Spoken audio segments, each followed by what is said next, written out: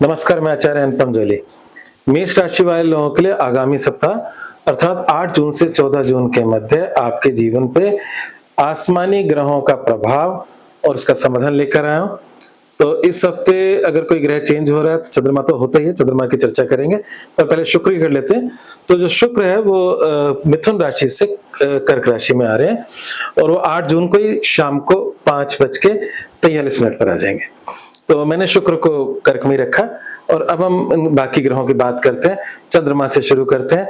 चंद्रमा की शुरुआत, इस हफ्ते की शुरुआत 11वें चंद्रमा से होगी। 11वां चंद्रमा बहुत ही अच्छा होता है, आर्थिक लाभ का होता है और इच्छा पूर्ति का होता है और हर प्रकार से सुख देने वाला होता है। तो सप्ताह की शुरुआत बहुत ही अच्छी हो रही है, परंतु 8 जून को रात या 9 जून की सुबह कह लें, ये चंद्रमा चेंज हो जाएगा।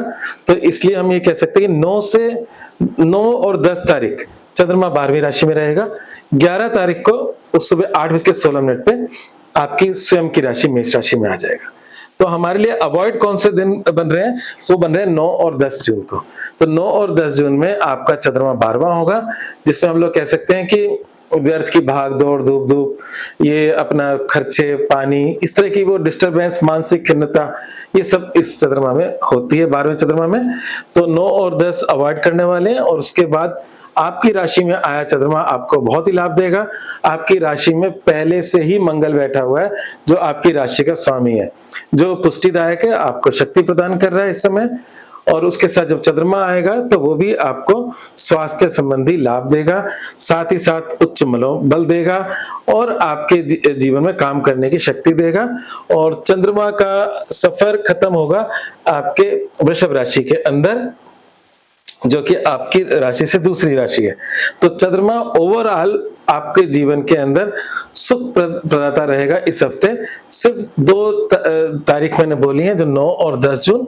इसके बाद चंद्रमा आपके लिए अच्छा ही अच्छा है। बाकी सब दिनों में ये जो 2 दिन हम लोग आपको बताते हैं, उसमें बस शुभ कामों को हम लोग थोड़ा टाल सकते हैं, पहले और बाद में कर सकते हैं। ऐसे में हम मुहूर्त के अंदर भी 4था, 8वां, 12वां चंद्रमा में मुहूर्त नहीं देते। तो इसलिए बस ये है कि जो भी चलते काम आ रहे हैं वो सब चलेंगे, पर किसी नए काम की शुरुआत इन 2 दिन में नहीं करनी है। अब बात करते हैं बाकी ग्रहों के आपके जीवन पे प्रभाव। तो शनि की साढ़े सती चली रही है लंबे समय से, तो शनि का कोई ना कोई उपाय आप करते रहा करें, जिससे शनि की साढ़े का प्रभाव आप पे न्यून हो, कम हो। उपाय क्या करने होते हैं? शनि मंदिर में तेल चढ़ा सकते हो। शनि नौकरों का कारक है, जो आपके अधीन काम कर रहे हैं उनके साथ किसी प्रकार का क्रूरता ना करें, उनके साथ एक अच्छा व्यवहार रखें, उनकी सेवा भी करें। जो भी गरीब लोग हैं, मजदूर लोग हैं, या इस प्रकार के लोगों की अगर आप सेवा करते हैं तो शनि प्रसन्न होते हैं। शनि को थोड़ा सा लंगड़ा भी कहा गया है, वो कहानी पे तो मैं नहीं जाऊंगा। एक कहानी रावण से संबंधित है, इसमें शनि के पैर पे उन्होंने प्रहार किया था। तो जो लोग लंगड़े हैं, वो भी जिनका टांग थोड़ा सा गड़बड़ है, स्पेशल लोग हैं, उनकी सेवा से भी आपको लाभ मिल सकता है। शनि का शनि मंदिर में तेल चढ़ाने से लाभ मिल सकता है। तो ये छोटे काम अपने जीवन के अंदर अपना सकते हो।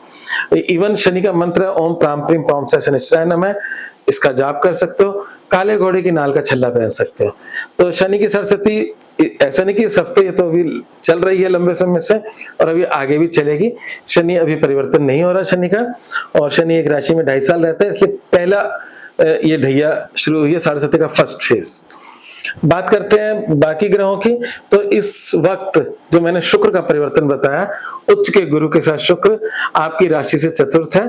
गोचर का चतुर्थ ग्रह मानसिक खिन्नताएं देता है, पर जो योग होते हैं वो रिजल्ट देते हैं। तो मानसिक खिन्नता, उच्च का गुरु और शुक्र आपके चौथे घर से गुजर रहे हैं और गोचर के अंदर अच्छे नहीं होते, पर इसके फायदे जो मिलेंगे, मतलब अच्छे ना होने का कारण मैंने बता दिया, मानसिक खिन्नता। और मानसिक खिन्नता के कारण हमारे जीवन में बनते रहते हैं, पर इसका फायदा क्या है? क्योंकि बृहस्पति उच्च का है और जो शुक्र है वो आपके परिवार और आपके जीवन साथी का स्वामी है, और बृहस्पति आपके भाग्य का भी स्वामी है। तो इनका कॉम्बिनेशन ये कहता है कि परिवार जीवन साथी के सहयोग से आपके जीवन के अंदर कुछ प्रॉपर्टी संबंधी कुछ बेनिफिट्स आपको मिल सकते हैं।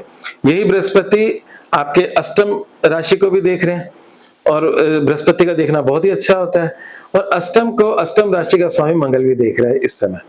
तो इस समय हो सकता है कोई अगर प्रॉपर्टी संबंधी आपके परिवार में कोई पेरेंटल प्रॉपर्टी संबंधी बात भी चल रही है तो उसमें आपको सहयोग मिलेगा और आपके लिए बहुत ही अनुकूल समय है उसके लाभ प्राप्ति के लिए।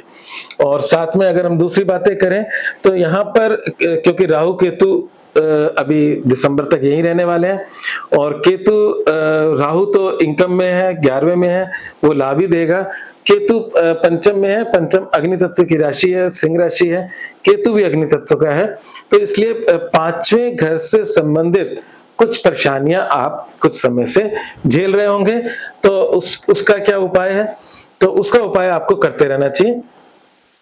5वें घर के केतु के लिए केतु का उपाय, सबसे अच्छा उपाय जो मुझे लगता है, जो शास्त्र आधारित है, वो है मछलियों को दाना डालना। अगर आप किसी भी प्रदेश में, वैसे तो जैसे अभी हम लोग देखते हैं कि बंगाल में लोग बहुत मछली खाते हैं, तो अगर आप इस प्रकार का कुछ मांस भक्षण करते हैं तो मछली सेवन ना करें, वो आपके लिए अच्छा रहेगा। ये मतलब ये ज्योतिषीय सलाह है, बाकी आपकी मर्जी। क्योंकि मत्स्य अवतार मतलब विष्णु जी के 9 अवतारों में जो मत्स्य अवतार है उसमें केतु का अंश बताया गया।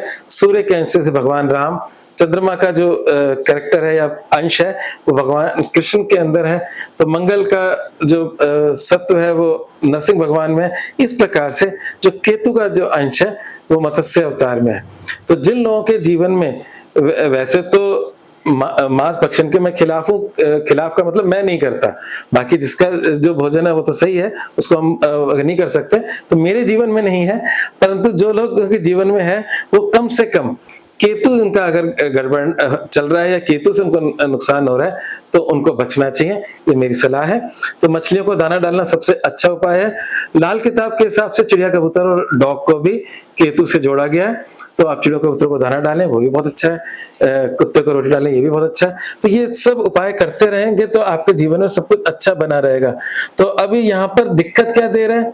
तो हमारे शिक्षा संबंधी कभी कभी मन उचाट हो जाता है पढ़ाई के अंदर, तो शिक्षा संबंधी परेशानियां दे सकता है। प्रेम संबंधी मामलों में अड़चन दे सकता है। और जो लोग शेयर मार्केट से जुड़े हुए हैं उनके लिए भी ये केतु अचानक से झटका दे सकता है, क्योंकि केतु का काम ही एक्सीडेंटली है, वो हेडलेस है, तो वो लाभ भी अचानक से देगा तो नुकसान भी अचानक से देगा।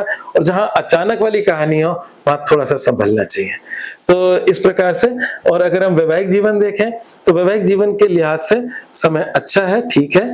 हालांकि मंगल की दृष्टि है वैवाहिक जीवन पे, मंगल की दृष्टि में कभी कभार थोड़ा बहुत आर्ग्यूमेंट्स हो सकते हैं, क्योंकि मंगल थोड़ा क्रोध का कारक है, पर फिर भी आपके जो जीवन साथी का स्वामी शुक्र है वो उच्च के गुरु के साथ, हालांकि वो भी मित्र नहीं है, पर फिर भी मैं हर लिहाज से मतलब ये जो मैंने नेगेटिव मंगल का देखना, उसके गुरु उसका मित्र नहीं है उसके साथ बैठा है, फिर भी मैं अपने अनुभव से बोल रहा हूँ कि यहाँ पर सौम्य ग्रह शुक्र चतुर्थ राशि के अंदर कहीं ना कहीं कंफर्टेबल है। और कंफर्टेबल है तो मेरा ऐसा मानना है कि वैवाहिक जीवन लगभग ठीक है। छोटे मोटे आर्गुमेंट जो मैंने मंगल की बात कही या अपने शत्रु ग्रह गुरु के साथ बैठने के कारण से कही, तो ये तो हर घर में छोटे मोटे आर्गुमेंट्स होते ही होंगे, तो वो ही और ग्रह बदलते रहते हैं, ये सब चीजें हमारे जीवन में चलती रहती है। तो मेजर कोई लॉस वाला कोई ऐसा गणित नहीं दिख रहा, इसलिए मैं वैवाहिक जीवन को भी ठीक ही कह रहा हूँ। तो प्रेम संबंध में जरूर गड़बड़ बता रहा हूँ। तो इस प्रकार से ये आपका इस हफ्ते का एक राशिफल है। उपाय करना सबसे अच्छी बात है, उपाय कर्मों का हिस्सा है। तो यहाँ का इस हफ्ते का जो मुख्य उपाय मैंने लिया है वो है गणपति अथर्वशीर्ष का पाठ करना। गणपति अथर्वशीर्ष के पाठ के 2 फायदे हैं। वैसे तो पूजा पाठ करनी ही चाहिए, परंतु यहाँ पर ज्योतिषीय आधार पर बोल रहा हूँ, तो यहाँ पर जो बुध है वो भी गणेश जी से जुड़ता है और बुध को हम विष्णु जी से भी जोड़ते हैं, और यहाँ पर केतु भी गणपति से जुड़ता है। तो केतु की वजह से और बुध की वजह से, क्योंकि मेष राशि में बुध कोई अच्छा ग्रह नहीं है, बुध आपके इस समय तीसरे घर से गुजर रहा है, स्वयं राशि से गुजर रहा है। वो जरूर आपको आपका सोशल सर्किल बढ़ाएगा, आपके दोस्तों में बढ़ोतरी करेगा, पर साथ में बुध का ओवरऑल मेष राशि के साथ बैठती नहीं है कहानी। तो अगर हम गणपति अथर्वशीर्ष का पाठ निरंतर ही करें तो आपके लिए बहुत ही लाभकारी रहेगा। तो ये तो रहा आपका उपाय। और मूल मंत्र है जमीन मकान में निवेश करने का सही समय है, क्योंकि इस समय जमीन मकान के घर से बृहस्पति उच्च का है, हालांकि मंगल की चौथी दृष्टि है जो नीच दृष्टि है, परंतु उसका भी कुछ प्रभाव, मंगल जमीनों का कारक होता है। थोड़ी अड़चनों के साथ ये जो बृहस्पति का टेन्योर, मंगल यहाँ से भी निकल जाएंगे, तो ये बृहस्पति का जो अक्टूबर तक का टेन्योर है, इस बीच अगर आप कोशिश करते हैं जिसमें आपके परिवार के लोग भी सहभागी होंगे, आपका जीवन साथी भी सहयोगी होगा और उनके द्वारा, उनकी हेल्प से आप जमीन मकान का सुख प्राप्त कर सकते हैं। आज बस इतना ही, धन्यवाद।